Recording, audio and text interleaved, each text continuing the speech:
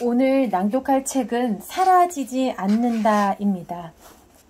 클라라 듀퐁 모노 지음. 클라라 듀퐁 모노 1973년 파리 출생 소설가, 현재 프랑스 문단이 가장 주목하는 작가. 소르본 대학에서 문학을 공부한 뒤 기자와 방송작가로 일하며 글을 쓰기 시작했다. 1998년 첫 소설인 에우바 리슈 출간 후 중세문학에서 많은 영감을 받아 2000년 미치광이 왕과 2007년 주에뜨의 열정을 발표했다. 미디어가 조명하지 않는 이야기에도 관심이 많은 작가는 2003년 어느 창녀의 이야기와 2011년 네스토르 무기를 내려놓다로 소외된 이들에 대한 애정을 드러냈다.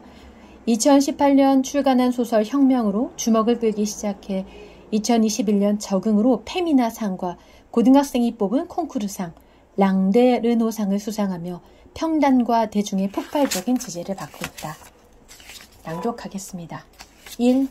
맞이. 어느 날 어느 가족에게 부적응한 아이가 태어났다. 부적응하다는 말은 품위가 떨어지는 추한 단어이긴 하지만 그래도 흐느적거리는 몸, 고정되지 않는 텅 빈 눈길이라는 현실을 말해준다. 망가졌다는 단어는 부적절할 테고 불완전하다는 단어 역시 그럴 것이다. 그만큼 이 두 범주는 폐기 처분해야 마땅할 쓸모없는 무언가를 연상시킨다. 부적응하다라는 말은 아이가 기능적인 틀의 바깥에 존재하며 다른 삶들에 완전히 통합되어 있지는 않지만 어쨌거나 그 가장자리에서 엄연히 자리 잡고 있음을 뜻한다. 마치 그림의 한 구석에 자리한 불청객이지만 동시에 화가의 의도에 따라 존재하는 그림자처럼. 처음에 가족은 문제가 있다는 사실을 깨닫지 못했다. 심지어 아이는 무척 아름다웠다. 어머니는 마을과 인근 동네에서 찾아온 손님들을 맞았다. 자동차의 문들이 요란하게 닫혔고 몸들이 구부러져 나오며 몇 발짝씩 비틀거렸다.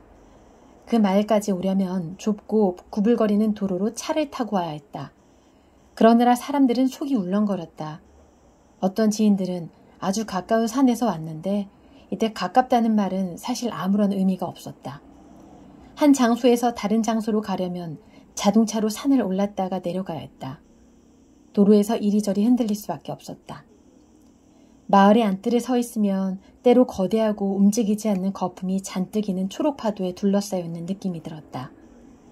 바람이 불어 나무를 흔들 때면 바다가 울부짖는 듯했다. 그러면 그곳은 폭풍 후에도 안전한 섬 같았다. 안뜰에는 검은 못이 박힌 육중한 나무로 된 사각형 문이 나 있었다. 알만한 사람들은 그것이 세된 산맥에 몇 세기 전부터 자리 잡고 살아온 선조들이 만들었을 중세시대의 문이라고 말했다. 먼저 그 두 채의 집을 세웠고 뒤이어 강가를 따라 집에 차양을 덧대고 빵 굽는 화덕과 장작 저장고 방앗간을 지었다. 좁은 도로가 작은 다리로 변하며 강물 위로 난 집의 테라스가 보일 때면 자동차 안에서 사람들이 안도의 한숨을 내쉬는 소리가 들렸다. 처음 보이는 집 뒤에 두 번째 집이 나란히 서 있었는데 아이가 태어난 바로 그 집에 중세에 만든 나무 문이 달려 있었고 어머니는 그 두 문짝을 열어 친구들과 가족을 맞이했다. 그녀는 알밤으로 만든 술을 대접했고 손님들은 공터의 그늘에 옹기종기 모여 그 술을 마시며 황홀해했다. 사람들은 덱체어에 얌전히 누워있는 아이를 놀래지 않으려고 가만히 말했다. 오렌지 꽃 냄새가 향긋했다. 아이는 주의 깊고 얌전해 보였다.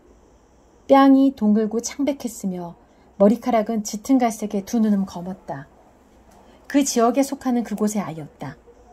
산맥은 발을 강물에 담그고 온몸으로 바람을 맞으며 아이가 누워있는 의자를 지키는 점잖은 부인들 같았다. 아이는 그곳의 다른 이들과 닮은 한 무리로 받아들여졌다. 그곳에서 아이들은 눈이 검었고 늙은 이들은 몸이 마르고 억세였다. 모든 것이 순리대로였다. 석 달이 지나서 아이가 옹알이를 하지 않는다는 사실을 깨달았다. 아이는 울 때만 빼면 대체로 조용했다. 가끔 어렴풋이 미소를 지었고 눈썹을 찡그렸고 젖병을 입에서 뗀 다음에 한숨을 내쉬었고 몸이 쾅 다칠 때면 소스라쳤다. 그게 전부였다. 울음, 미소, 찡그림, 한숨, 소스라침. 다른 것은 없었다. 아이는 팔다리를 휘젓지 않았다. 얌전히 있었다. 부모는 말로 표현하지는 않았지만 꿈쩍도 않는다라고 생각했다. 아이는 사람들의 얼굴이나 허공에 매달린 모빌, 딸랑이에 아무 관심도 보이지 않았다. 무엇보다 아이의 검은 눈은 그 어느 것에도 머무르지 않았다. 눈길을 떠돌다 옆으로 달아났다.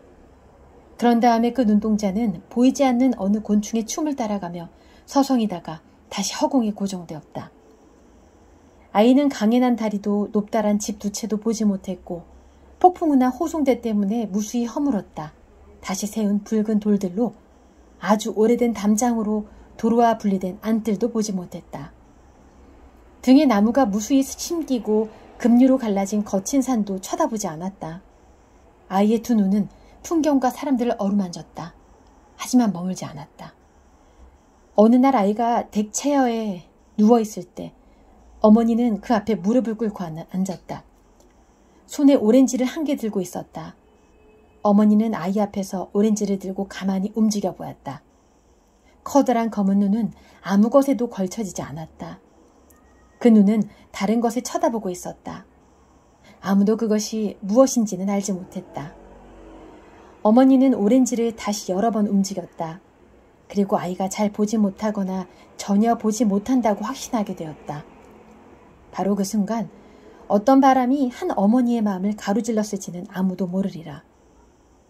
이 이야기를 하는 안뜰의 붉은 돌들인 우리는 아이들에게 애착을 갖게 되었다. 우리는 바로 그 아이들의 이야기를 하고자 한다. 벽에 박혀있는 우리는 아이들의 삶을 굽어본다. 수천 년 전부터 우리는 증인이었다. 아이들은 언제나 이야기에서 잊히는 존재다. 사람들은 아이들을 어린 양처럼 집으로 들여보내고 아이들을 보호한다기보다는 멀리 떼어놓는다. 하지만 아이들은 돌멩이를 장난감으로 삼는 유일한 존재다. 그들은 우리에게 이름을 붙이고 우리를 얼룩덜룩하게 만들며 그림과 글씨를 잔뜩 써놓고 우리를 색칠하고 우리에게 눈과 입, 들풀로 된 머리카락을 붙이고 우리를 따서 집을 만들고 우리를 던져 물수제비를 뜨고 우리를 줄지어 골문의 경계나 기찻길로 삼는다. 어른들은 우리를 사용하고 아이들은 우리를 다른 용도로 돌려쓴다. 바로 그 때문에 우리는 아이들에게 깊은 애착을 느낀다. 이것은 감사하는 마음의 문제다. 우리는 그들에게 이 이야기를 비쳤다. 모든 어른은 어린 시절에 자신에게 빚을 지고 있다는 사실을 기억해야 할 것이다. 그래서 아버지가 안뜰에 아이들을 불러 모았을 때 우리가 바라본 것은 바로 아이들이었다. 플라스틱 의자들이 바닥에 끌렸다. 아이는 둘이었다. 맞이인 남자아이와 손아래 누이였다. 두 아이 역시 머리카락이 짙은 갈색에 눈이 검었다. 만 9살인 맞이는 가슴을 활짝 내밀고 꼿꼿이 서 있었다. 그 지역의 아이들이 그렇듯 다리가 가늘고 억셌으며 군데군데 딱지와 멍이 나 있었다. 걸핏하면 기어오르고 오르막길을 달리며 양골담추의 할퀴기 일수인 다리였다. 마지는 보호하려는 듯 본능적으로 한 손을 누이의 어깨에 얹었다. 마지는 거만했다. 그런데 거만함은 인내를 무엇보다 중요하게 여기는 고귀한 낭만적인 이상에서 나오는 것으로 그 점에서 마지는 건방진 사람과는 달랐다. 스스로에게 엄격한 그는 누이를 돌보았으며 여러 사촌에게 자신이 정한 공평한 규칙을 지키도록 강요했고 친구들에게는 용기와 충성을 요구했다. 그 어떤 위험도 감수하지 않거나 그의 내밀한 기준에 비추어 비겁하기 짝이 없는 이들은 그에게 영영 경멸을 당했다. 그래서 마지는 그러한 자신감을 지녔고 아무도 확실히 알지는 못했으나 산맥이 그에게 그러한 강인함을 불어넣었을 거라고 짐작할 뿐이었다.